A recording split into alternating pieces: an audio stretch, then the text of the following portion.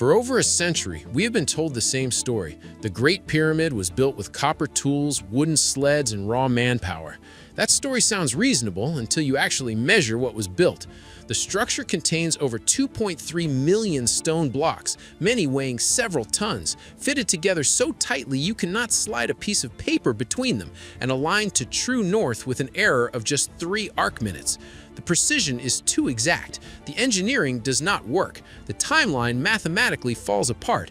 Something has always been wrong here, and mainstream archaeology has never answered for it. In 2024, Grok AI was given every record, every survey, and every anomaly with one instruction: follow the evidence. No assumptions, no protection.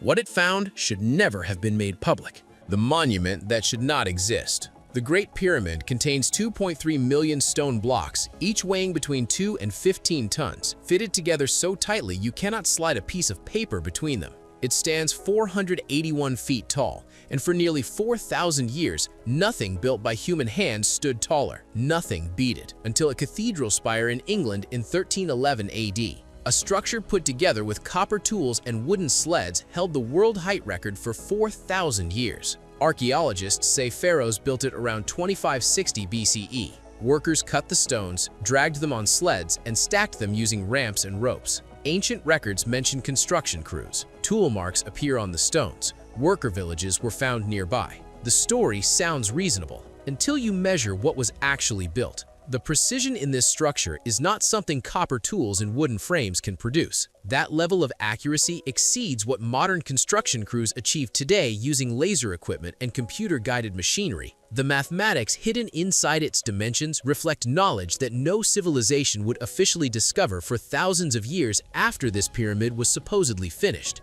And in over 100 years of serious investigation, nobody has ever successfully demonstrated how workers moved and placed stones this heavy with this level of accuracy.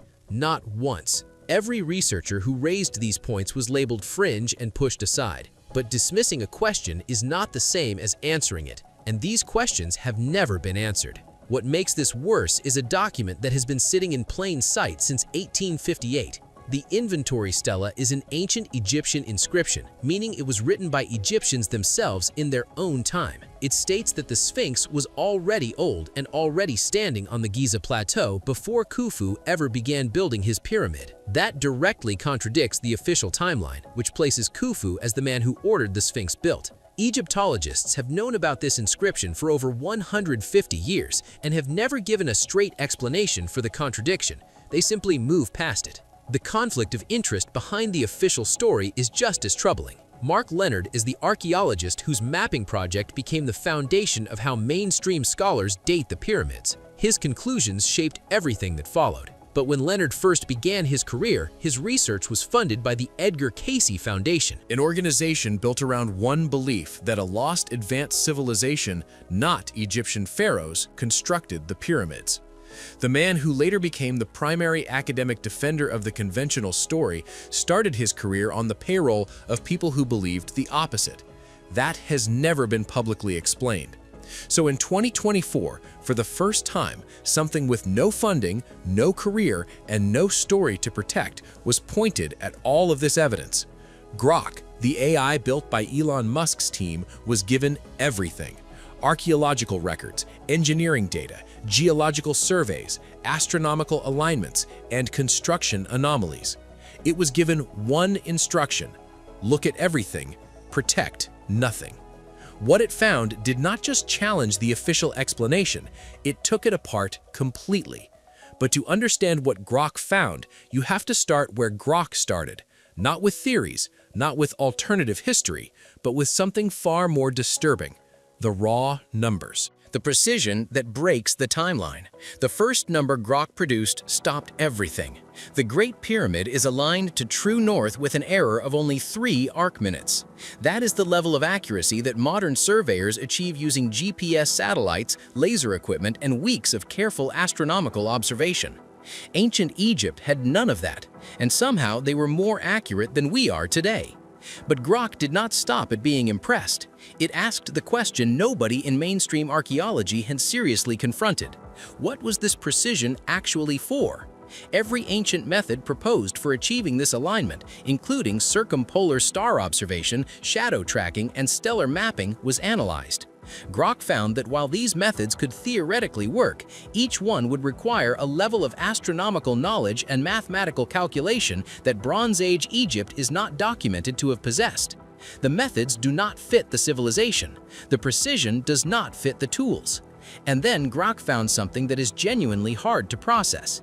The alignment is more precise than it needs to be for any known purpose.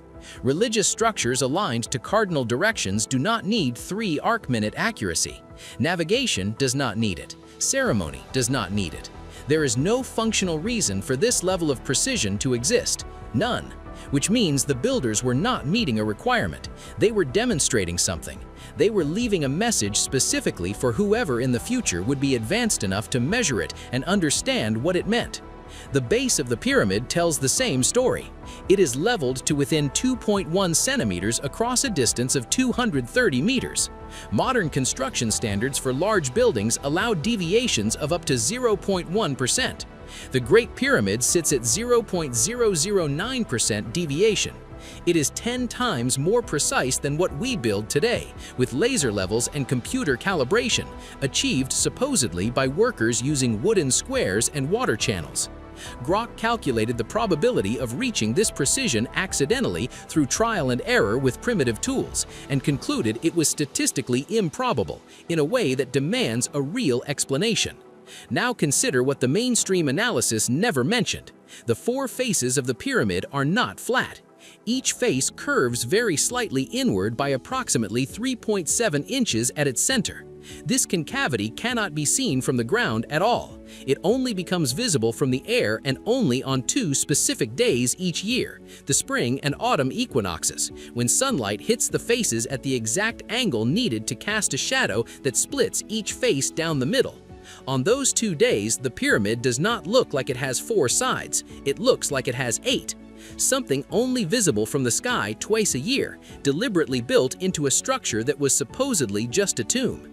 The pyramid also sits at the precise geographic center of all the Earth's land masses, the single point where the longest measurable line of latitude and the longest measurable line of longitude cross.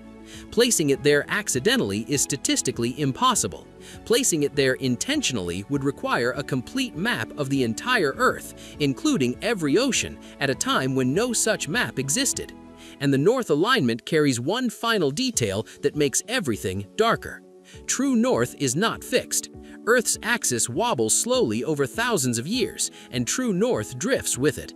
The pyramid's alignment was essentially perfect at the time it was built. The 3 arc minutes of error we measure today is not a builder's mistake. It is the amount the pole has shifted since construction. When this pyramid was built, it was perfect. That pushes the real construction date earlier than archaeology is currently willing to say out loud. But the precision is only the beginning. What is encoded inside the pyramid's actual dimensions is somehow even more disturbing, and Grok was the first to fully read it.